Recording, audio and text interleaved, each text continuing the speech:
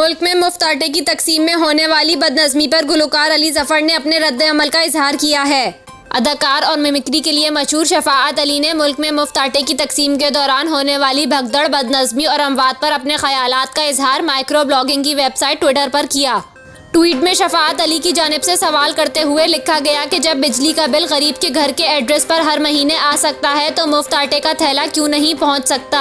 गरीब को एक आटे का थैला देने के लिए मेला लगाने की ज़रूरत क्यों पड़ती है। इसी पर गुलकार अली ज़फ़र ने रीट्वीट करते हुए लिखा कि मुद्दा है कि ये रियासत की जिम्मेदारी है कि सबके वक़ार का ख्याल रखे। ख्याल रहे कि मुल्क भर में मुफ्त आटे की तकसीम के दौरान बदनज़मी और भगदड़ से मुत्तहद अफराद जाँ बहक हो चुके हैं।